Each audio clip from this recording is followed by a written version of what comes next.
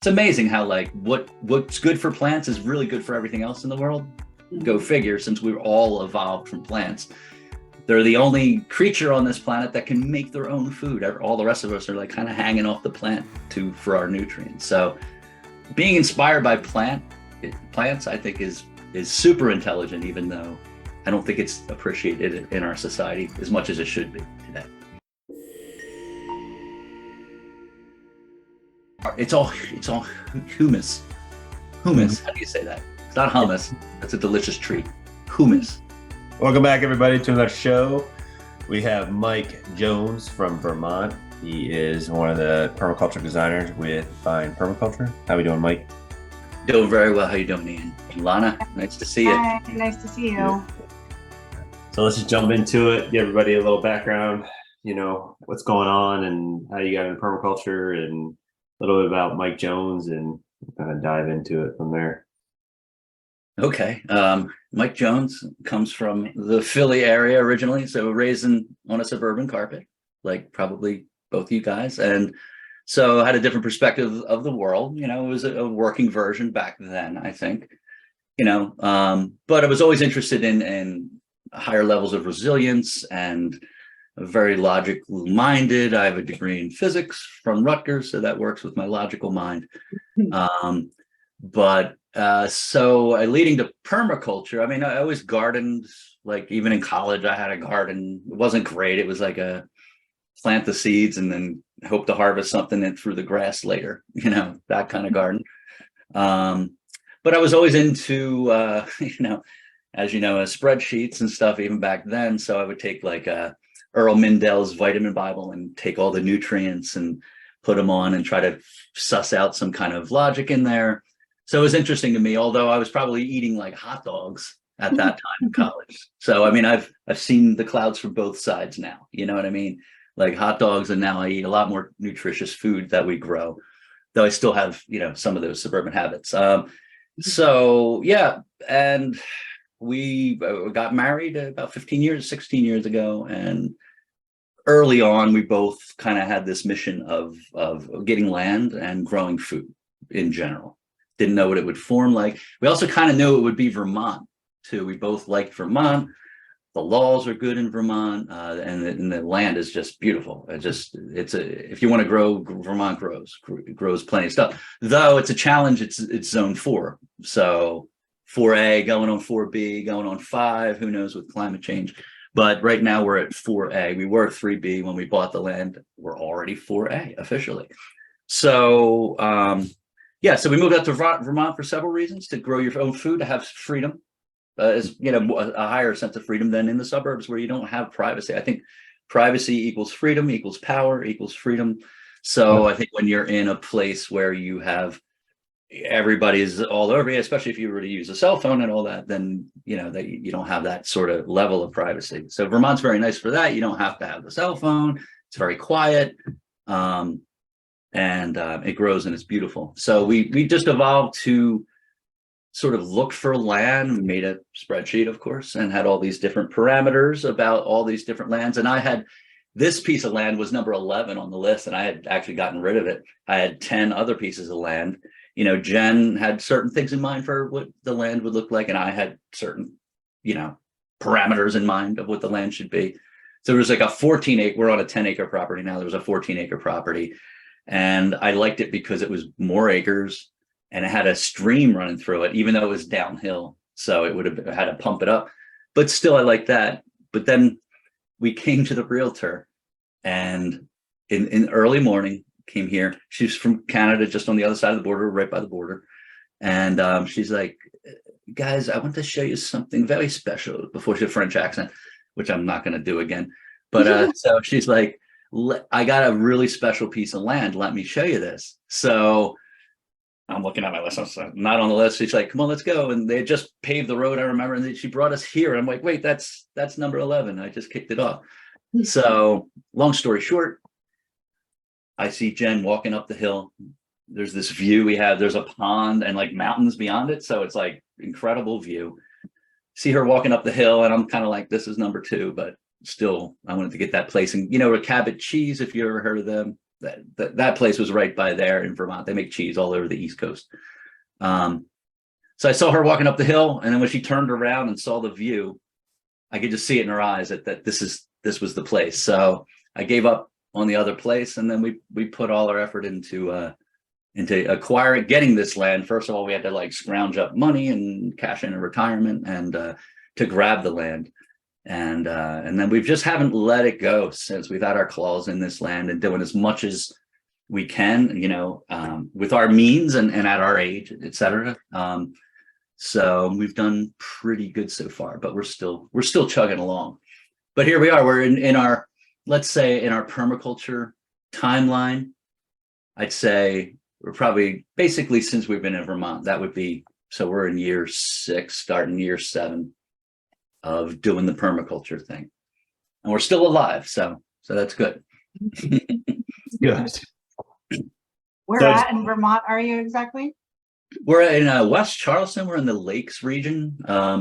So we're by Pensioner Pond in way up the top of Vermont, northeast of Vermont. We're 8 miles below the Canadian border. So as most people have said, we're in the middle of nowhere, which is the center of the universe, honestly. Yeah, for sure. And how long have you been at this property then? It's been, we moved in June of 2017. So 6 years, a little more than 6 years now. The house has had a roof on it. I don't want to say it's been built. It's had a roof on it for 5 years. So I've been just mainly doing that. I took a year and a half off of the construction to work for FFA, Food Forest Abundance, large company, which we are all familiar with. Mm-hmm. So that was pretty intensive, and wasn't able to do a lot of construction during that. But now we've kind of just focused on just getting the construction thing off of your back. I took my PDC at Verge Permaculture. Rob Avis, he's their leader there.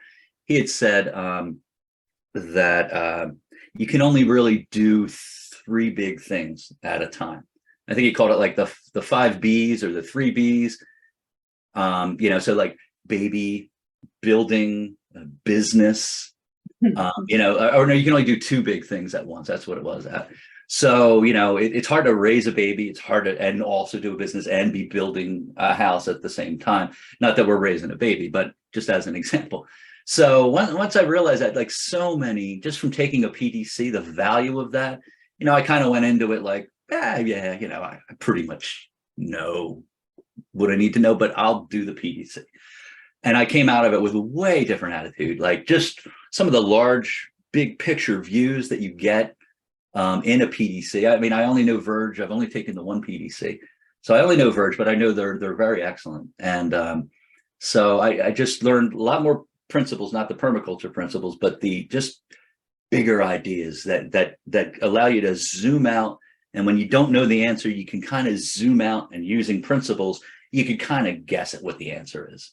So that a PDC really, I don't think you could do a proper design without a PDC. I don't care how clever you are, because you can't get that whole academic large picture view that just sort of, you realize all these other ideas you have are on this larger mesh.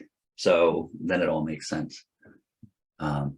So we're trying to like focus. We're 6 years into the permaculture thing on our own up here, no family, 500 miles, 450 miles away from family. And we have been shifting. We're shifting now into, all right, we've spent a lot of money and a lot of time building this thing. Now, how can we start squeezing that and get some juice out of it? So we're trying to figure out how to monetize on our farm, and make it start working for us. So that's the phase we're in now. Do you have any animals to help monetize that? Any such chickens or anything that you could use to help make some money on the farm? We had chickens for years, many years. I had 3 ducks. We had some guinea hens, chickens, and we made several mistakes. So we kept them alive for 4 years. It's just the fox got a hold of them. They got its scent on them in the spring and just kind of wiped them out. didn't have time to, it was a building that they were in, a shed, and I thought I had proofed it and everything. We were just busy with other things. So not every morning, but several mornings over a few months, the fox just, so then we decided that, look, we need to finish construction. We took on all the permaculture stuff. We were online, we were on the YouTube, we were Instagram, and we were like, just trying to do everything. And now at this point, we're back to the reality of it. We have one salary, we have two bodies, and this body's beat up at this point. I got problems with my neck, my back. I got a bursitis here. It's terrible. So you start thinking, well, what can I actually do with the time and the resources that I have? So we're trying to like laser focus and be, we have a lot going for us, and it's just a matter of organizing it and focusing into a way of, it nourishing us monetarily. So animals, yes, we will get animals again, but not until we're ready. Probably chickens next year. We'll probably raise up some meat chickens, which isn't really permaculture, but it at least gives you your own food. So it is a little bit permaculture. But you have to make them fat and obese and just, for it to work. Because when we did meat chickens the first time, we were like so permaculture with them. And like, we went in and talked to them. We let them out and run, get some exercise. We didn't overfeed them because that's disgusting. So we ended up with like 3-pound chickens instead of 6-pound chickens. And I asked the guy, we hired a real farmer to slaughter them because we weren't ready to do that. And I asked him, I'm like, these seem a little small. How we do? And he's like, no, they're all really small. I think we had one 5-pounder. So we're going to do it right next time, and do the chicken tractor. We're designing our berries now on the main field, about an acre. We're gonna be a hascap farm, just to be different, versus blueberries, honeyberries. So we're going to about 50% of the land that we have to plant, we're going to put in hascaps, and then blueberries and raspberries, and then we have a blackberry patch we're letting to grow wild, and then we're just going to mow paths through and maintain, because they're not on contour now. So we have this opportunity to let them like beard out like Ian's beard was a few weeks ago. Just really get wild. No, it was awesome. It was good. It grows so fast. It's like it's back already. Yeah, I think he's got some blackberries coming out of it, actually. That's only 4 days. Does come fast, but anyway. So we're planning out our berries for like a pick your own, and also to sell products, jams. And we've got we don't have a huge amount of acreage. We have 10 acres, but it's mostly all woods up the hill, and so we really have effectively an acre. So we're a small farm. We did some real math on numbers, and we did the permaculture design, the spacing, and made some estimates. And we realized we're not going to set the world on fire, but it could be one of many supplemental income streams, many streams. That's also resilient, though. You wouldn't want to monocrop. We're monocropped on one corporate salary right now, but we're trying to then diversify. It's amazing how like what's good for plants is really good for everything else in the world. Go figure, since we're all evolved from plants. They're the only creature on this planet that can make their own food. All the rest of us are like kind of hanging off the plant for our nutrients. So being inspired by plants, I think is super intelligent, even though I don't think it's appreciated in our society as much as it should be today. Do you have deer problem? I have recently. Deers for berries and any kind of protection from that. We have a bunch of deer on the greenbelt where I live, and I planted a beautiful orchard, and I have all these wonderful trees and crops underneath, and I have it wired and electric wire, but the wire is not hooked up. Go figure. So it's just a pretend wire to keep people and animals from coming up. But recently, a deer has taken to my entire orchard. And so every tree is just empty. And so berries, everything. So I'm just curious if those are a problem where you live. I had a snarky response to it. I'm like, what do you mean deer problem? But now after listening to you, that's a problem. Yeah, that's a problem. We've had maybe some grazing, but we don't have any, we don't have any like production crops yet. We have our little gardens. Yeah. And we fenced in a lot from the chickens because we free range the chickens, which we're not going to do again. They can go get their own food. It's diverse food. It's much healthier, and it's nice to have chickens on the farm. It looks like a farm, it's just a nice, and they're beautiful creatures, as you know. They're intelligent. They all have individual personalities. But there was some chickens that ran up to me and loved me and wanted me to hold them, and other ones that just ran away. Very, yeah, animals are beautiful. We're probably not going to go too big on animals because we don't have the huge property. Definitely can't do cows, but we'll probably end up definitely doing chickens and ducks because you don't have a slug problem. You have a lack of a duck problem, and yeah, so we'll do probably a dozen with a single rooster. That'll be more than enough for us. We're not looking to sell eggs, although our model is we're building a farm stand down by the road. We have in the summer, this is kind of vacation area. So there's people with money and riding by every day, just going by us without stopping. So we were just out there fantasizing on the main deck of the A-frame, looking out over the road this week and just kind of scheming about what the parking lot would be, a small parking lot, and then farm stand. I'm going to cut down some cedar from the woods and build something nice and aesthetic in the front, old school looking stuff, and then we'll just be able to sell things. And also, there's 8 forms of capital, right? I'm not going to name them all, but there's financial capital, but there's social capital, intellectual capital, emotional capital. For us, we've kind of been isolated. We have a non-diverse income stream as well. So just the farm stand will be kind of the culmination of all our efforts once we're ready. And it's probably a year or two off.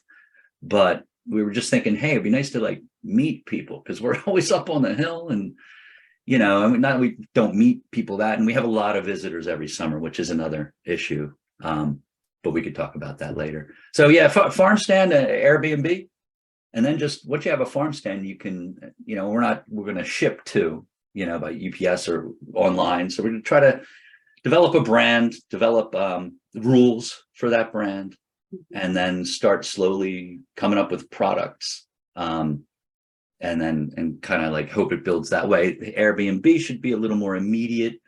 We have a beautiful place. If I ever take the right pictures online and do a couple of things, I think we could fill the place up. So it'd be a matter of finding the right price for that. It is in the middle of nowhere, Vermont, but it's also a vacation area, so it's got potential. Yeah. So that's kind of our main income streams now. Plus, probably have to supplement with some kind of job, though driving in this area is not a good idea. Too much driving, it's not good, but especially in the winter, it gets a little crazy up here. Yeah. So the Airbnb is going to be part of the main structure, or you're building another structure?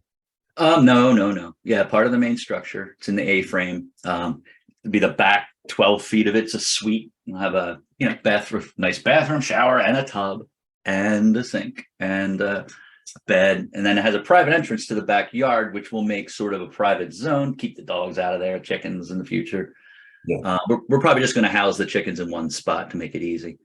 So they would have, Adirondack chairs and a fire pit, their own little private entrance, a view with those Adirondack chairs.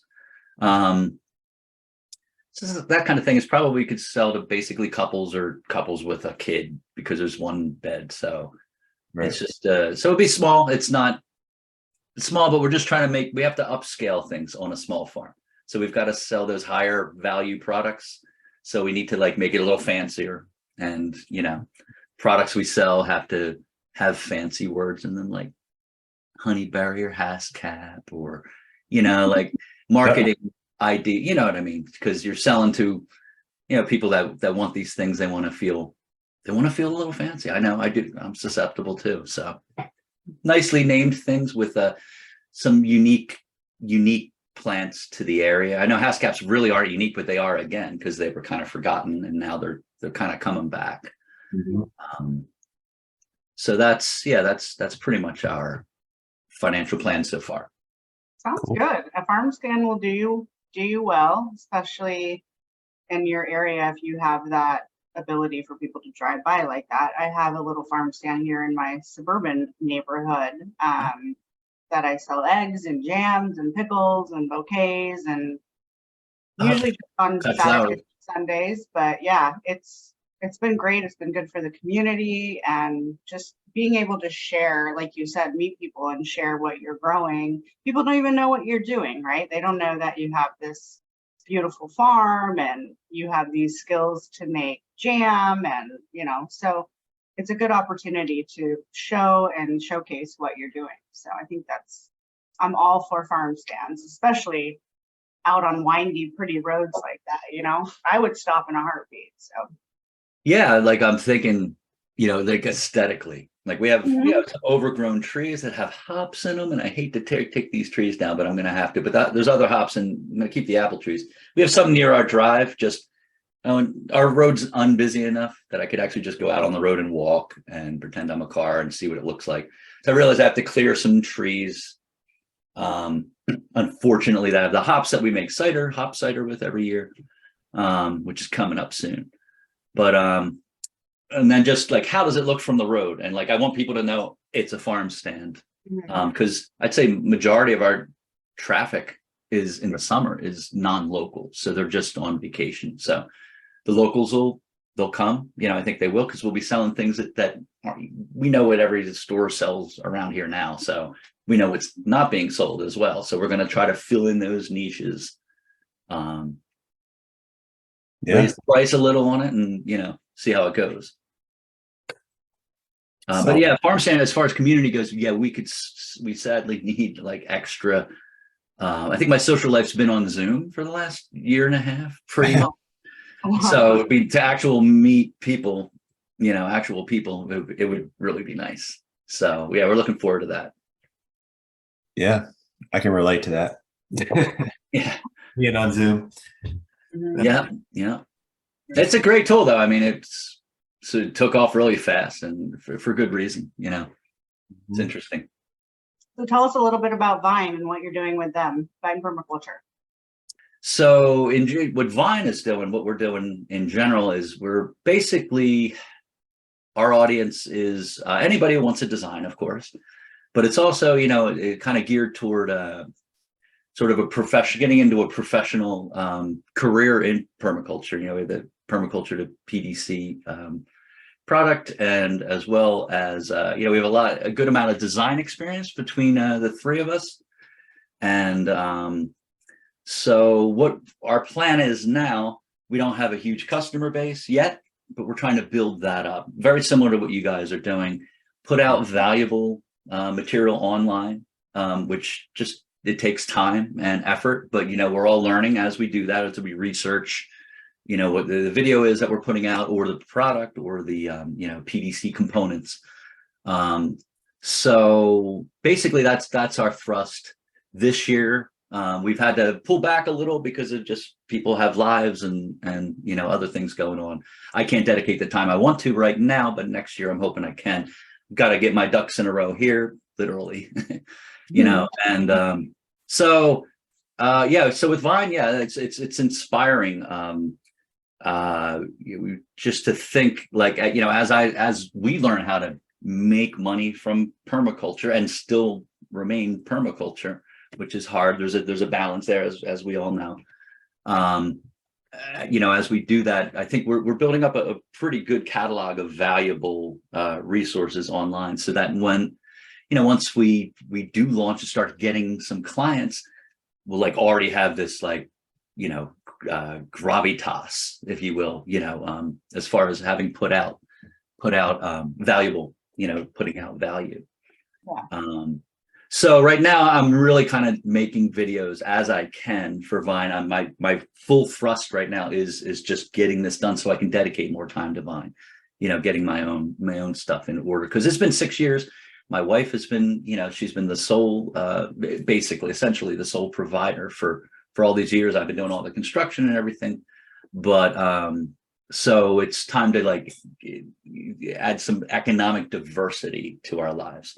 Because we're monocropping. I don't know what other analogy to use, Sense. So you guys are a team, and she's been supporting you that way. So you've definitely been saving a lot of money. I know you have, by doing construction yourself, because I'm kind of in the middle of that, renovating bathrooms and stuff in my house. So gotta look at it that way too, right? Yeah. Yeah, for sure. The value. fortunately we own what we have, and so all that value has gone into our place. It's a weird kind of thing when you're like, I guess when you're a man and you're not like the main provider, because society, there's that drive. Yeah. Just financially, but I mean, I know what my value is, and my wife Jen understands that and everything, but she's also like, she's going crazy in the corporate world, so she's just like, it's time, and she needs relief. Yeah. So trying to figure out how to do that. I'm working as hard as I can and as fast as I can, without hurting myself, to get this place done. I'm actually looking forward to like going up in the woods, cutting some trees down, and then doing the firewood. I just haven't been able to justify that yet, because we technically could buy firewood, but that's like a shameful thing each year. So this year we're actually going to try not to buy firewood and heat our house with our own maple, which would be, beautiful. And we've had a wood stove every year. Only last year did we feel like it was a good enough wood stove that it would actually heat our whole house. And it did for a few months. And then we put the mini splits back on, and they take off the edge. Yeah. So, but it was already, it's August. It was 42 degrees last night. Ooh. Yeah. I mean, Thanks. in Vermont, it's always waiting up in the woods for you. Winter doesn't go away in the summer. It just hides in the woods, and it's just waiting to come down at you, come right out of the, and it does every opportunity it gets. But it's refreshing too, because we've had enough wildfire smoke, which is just weird. We've never had that here. It's crazy. But, you get the wildfires in Quebec now. Okay, they were out west for a while. We're like, oh yeah, good thing we're out here. Happen in Quebec, and if it could happen there, it could happen here. So now we're already in like, how do I clear out the woods? How do I do fire management? Like, what are our plans for that? Even though you wouldn't think you'd have to worry about that in super wet Vermont. But what's happening with climate change is, as you know, there's wet and there's dry, but the wet lasts forever, and then the dry lasts forever, and then the drought and flooding build up momentum. We didn't get flood. There was all the Vermont flooding last month. It was in the national news. The capital of Vermont was just looked like Katrina, like New Orleans, just everything flooded out. And we didn't get the flooding here. First of all, we're permaculture people, so we build on a hill. We don't build in a floodplain, but a lot of other people have, and they weren't expecting that up here. And we didn't get any flooding up here this high north for a while. But after the fourth storm, because our it's all humus. How do you say that? It's not hummus. That's a delicious treat. Humus. Humus? Is that what you say? Mm-hmm. Yeah. Mhm. I hate saying things wrong. So all this humus here just soaked up all those rains until the fourth rain. The fourth rain came, and suddenly somebody we know, they got flooded out. All this flooding down the road that goes into town, just washout, coming down the hill. So just all that, it just got saturated to the point where any storm after that was just start running off. So it's resilient to a degree, but these long extremes of weather as it's changing, that's something in everywhere you have to think about these days, for sure, especially if you're doing permaculture design. Yeah. Cool. Yeah, and the one thing that came to me when you were talking about farm stand, because we're kind of on the same trajectory, probably a year or two out here, is even some kind of shared products or overstock. You send me some honey bear jam or something like that, I can send you mango or whatever, and then can have a little bit of diversity that way. Yeah, that's a good idea, actually, because the jam in Vermont, what? Mm-hmm. Yeah. Yeah, no, that's, I mean, you're what, zone 10, Ian, 11? Almost, yeah, 9B, kind of 10, depend. Pretty 9B, yeah. going on 10. Don't be sending him all the mangoes. I need some for my salsa. I got 4 trees, so if I need to plant more, I will. You got 4 mango trees. That's incredible. I can't even imagine it. I can't even look at mango in Right. the eye here in zone 4. It's just like, Right. I'm on the northern end of it, so we actually get some damage sometimes in the winter when we're Good. below 32 Fahrenheit. and not to be too personal, Anna, but what zone are you in? 8B. 8B. Oh, okay. So you're growing 8B. Yeah. 8B. That's Basics. yeah. Short I mean, that's grow season. Well, not short, but just the summer, basically. if you were to look at a spreadsheet or a graph of all the plants, let's say 3,000 plants, and then you were to put, by hardiness zone, put them on a bell curve of like zone 7 has the most plants. Zone 7, zone 8 is the top of that belt. You can grow the most things, and as you start getting into the higher zones, there's actually a lot you can't grow. So it does actually start shaving off. But because I've done that literally with Gilda and all the plant lists and everything. So yeah, zone 7 and 8, it is the most, you have the best chance of growing the most things, I think. Though I think as you get hotter, you get more diseases. You have more disease pressure. Yeah. Etc. There's a lot of unknowns too, or at least for us, like all these South American varieties and Central American varieties of things that we just don't have that knowledge. Well, I have some of it now living in Florida for the last 8 years, but you know what I mean? I think that might affect it too. Maybe there is more. We just don't know because there's so much vegetation around the world that's edible, But I agree with you in general. North America, that's kind of the sweet spot. I'm doing a design in Delaware, which is 7, and there's a lot of options. And I'm excited to be doing that design for my parents. That is nice. Yeah, that is nice that you're doing your parents too. That's really cool. You gotta do it right though, or else they'll guilt you. They'll guilt you forever. So far, so good. I know. That's good. I'm sure I've seen your designs. I'm sure it's going to be excellent. Can I talk a little bit? Like we've had a big change besides like how to get that financial capital level up for our farm and social capital level. Two things that we need to adjust. The biggest change that's happened this year is because of one of your guests in the past. And I saw that you interviewed. I'm like, oh my God. And his thinking has just completely changed the way we're farming. And that's Joseph Lofthouse. Yep. So we're land racing now fully. We're getting organized to do it. We're collecting potato seeds, not just cloning potatoes. We're doing the same with garlic, not just cloning garlic. So it's exciting because, if, as from Joseph Lofthouse, these inbred seed packets, the big company wants to sell to the most diversity. They want to sell to zone 7, zone 8, right? The most diversity for their seeds to have the most customers because their purpose is money. Right. And then secondarily seed quality, et cetera, et cetera. But they have to think about money first because they're a corporation. So they, so you end up buying seeds and they might work for you, et cetera. But if you're in two situations, one where you really want to grow your own food, so now you're kind of dependent on the quality of the food and the nutritional quality of the food.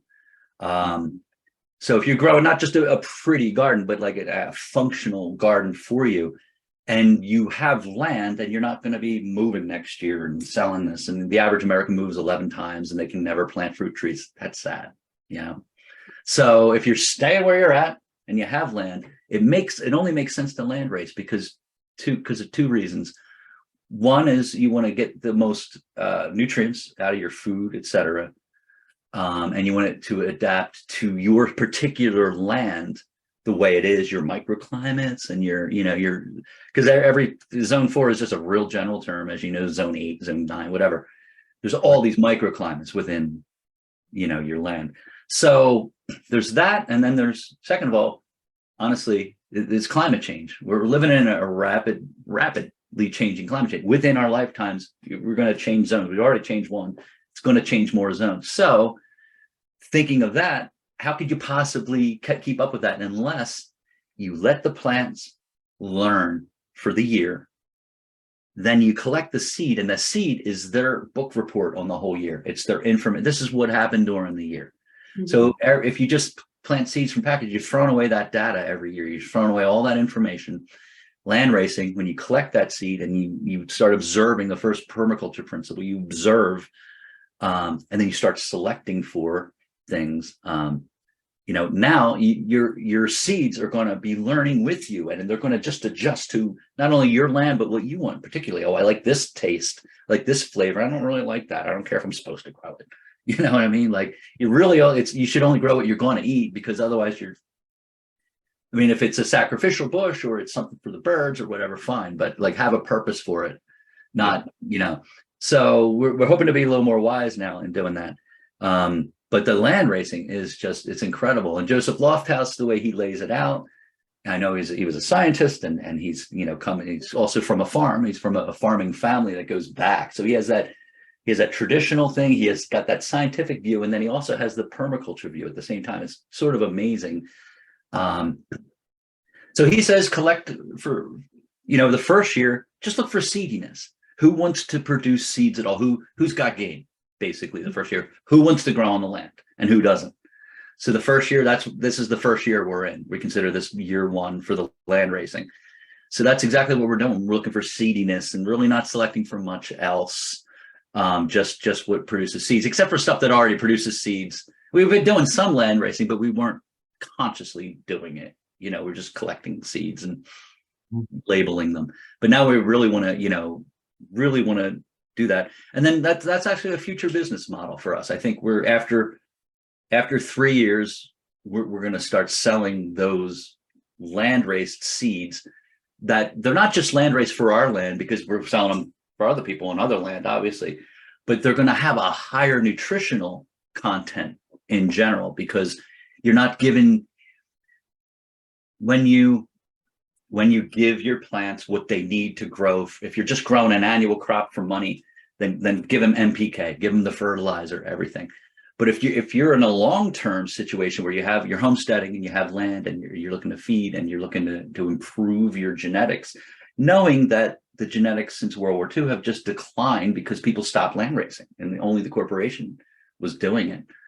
So now coming back to that, we realized that, I forget what I was going to say. That's awesome. Land racing is the way to go. Yeah. Oh, I got Lyme disease, by the way. So I was just diagnosed. So I'm having these like little mental issues. I'm going to blame it on the Lyme. Yeah. So I'm making a Lyme disease garden. Of course, it won't work unless my face is in there. Japanese knotweed. There you go. Skull cap, cat's claw. It's all stuff that you can grow, Ian, that I can't, basically. Well, I'll see what I have to.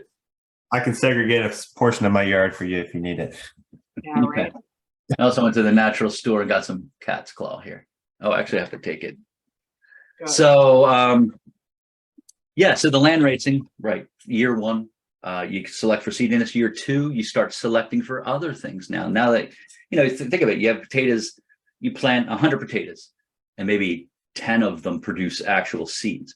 So you collect those. So they're going to be the seediest potatoes. You plant them next year. Now 90% of them are producing seeds. So now you can select for something else, like, oh, it's big or it's whatever. There's bugs eating that one. That one's no good. Just look, Joseph Lofthouse style. I invite the pests into my garden to teach my plants how to, that's brilliant. And I know that's what everybody was doing until World War II, but today it seems really fresh and really, intelligent. And so that's what we're doing. Yeah, we're going to do that. And then collect our seeds, get organized, and then maybe sell seeds online as another income stream. I like it. And as far as animals, so I have pigs and chickens, just getting different breeds of chickens, and it's a similar thing. I don't know if you would call it land racing, but that's it is. 100% land racing. Humans, animals, plants. How many pigs you have? 2, but I want to get different breeds and interbreed them, and mainly chickens that I want to do that with, because some of the chickens we get down here that Tractor Supply or other stuff like that, they really aren't good for the heat down here. So really, I have a neighbor that land races chickens. He's got 200 or 300 chickens, and his chickens are beasts. So anyway, on that note, I'm going to be doing some of that. Yeah, it's 100% land racing, 100% land racing, because you're gonna, if you're selecting the breeding, which you are, right, then for sure you're looking for traits. Like you can't tell a seediness with a chicken, so is Martha fertile? You don't know that until the rooster does his thing. But but I guess you could select. What are you selecting for if you're land racing? It would just be, heat tolerance or egg size, or, because some of my chickens, I have variation in size of the chickens that I have. And then or the chickens that I got from Tractor Supply second round were the wrong gender and the wrong variety, and they were terrible with heat resistance. They were always, panting and hiding in shade, and it's just so. You might, Tractor Supplies. We have a Tractor Supply up here too. It doesn't care what zone it's in. It's been pretty well land raised, but right. So again, they're selling not for you or for thing. I mean, maybe a local Tractor Supply has more low. Right. I don't really know, but you might want to find if there's a breeder around. A Florida breeder, and it's a little closer to land race. It's like even with the seeds, we're going to land race. We're not just going to buy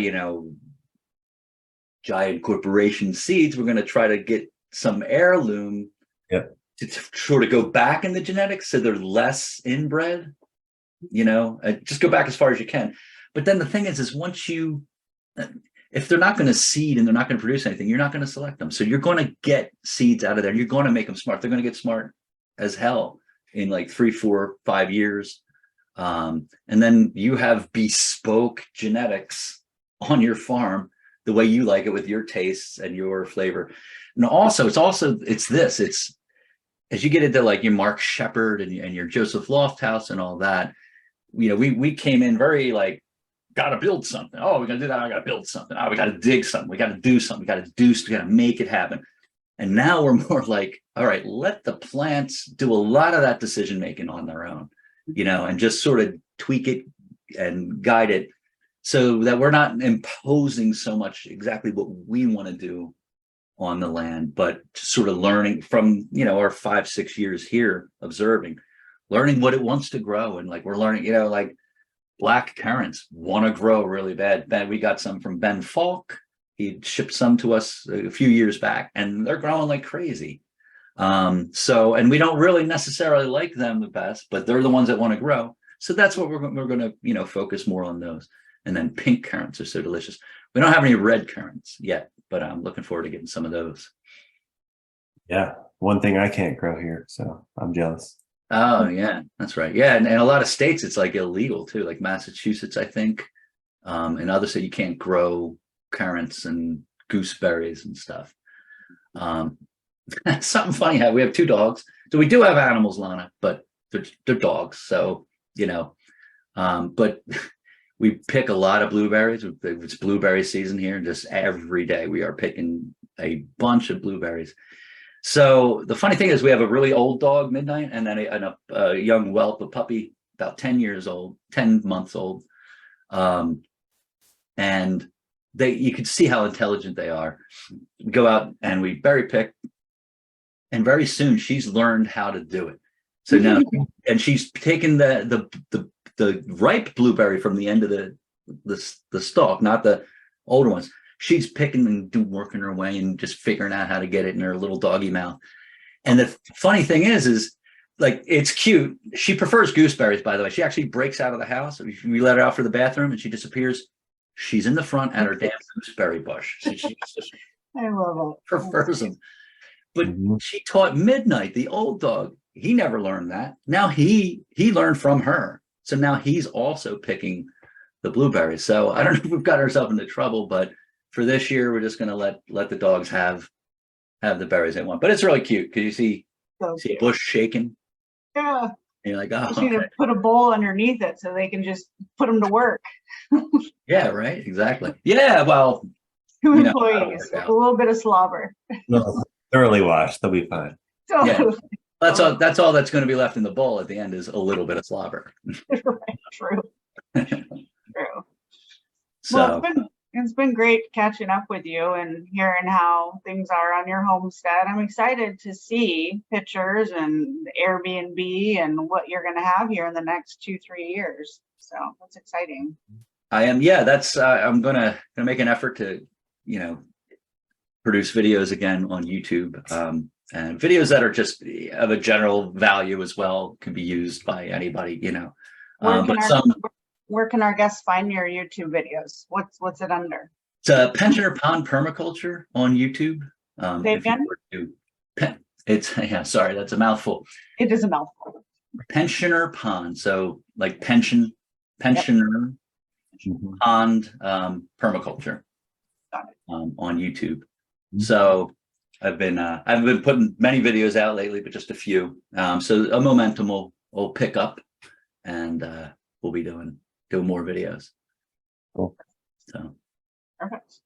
We'll put that in our link so our guests can find you and see what you're up to and keep us updated. And we definitely will have you back for sure, so we can see where you're at in the next year or two and keep collecting those seeds, and we can share too, which is fun.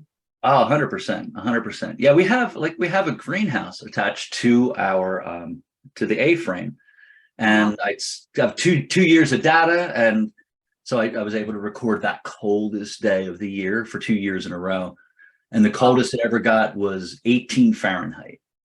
So that's zone 8. That's a pretty safe zone 8. So I am looking forward to growing some of use guys' zone plants, if I can do terrible grammar. But yeah, that'd be great to exchange seeds. Like, could you grow something that?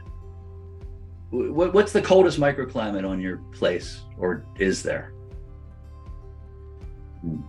Mine's in my woods near my little mini pond. So I push plants. I have plants that are zone 10, almost 11, that I'm trying to make happen in the ground. Well, yeah, of course it's perennials, but yeah, okay, very nice. Yeah, we haven't experimented too much with microclimates, but like now we're pretty much just, I worked on the plant database for previous company for food forest abundance, and I learned a lot that way, but I also didn't know what but a lot of the plants even looked like. I knew data about them and information, and then only this year am I starting to branch out and learning what's on that. I'm like, oh, I literally said this not even a year ago. I'm like, oh, that's yarrow. That's shameful. Yarrow's the most functional plant out there, but now I know it. I know it in all its stages. It's beautiful to you think about these permaculture guilds and all these plants and their plant functions and everything. You realize it's kind of if you actually go outside and get off the computer, it's actually happening out there. You just have to recognize which plants are valuable and kind of what they do in general, and then take out the milkweed and the goldenrod, which they're both guild plants as well, but they're also pretty invasive here, at least. So they'll just take over completely if you don't manage them a little. But we're basically trying not to weed. Weeds are gaps in our knowledge. That's what a weed is. There you go. Weeds are our friends. Weeds are weeds are they're just a plant that you don't know what its function is yet. It's the weeds are in our minds, So I like that. Yes, it's been a pleasure. Thank you guys for having me on, and it's nice to catch up and see you. So definitely do this again. Yeah, appreciate it. We will see you, everybody. Thanks again, Mike. And the next one.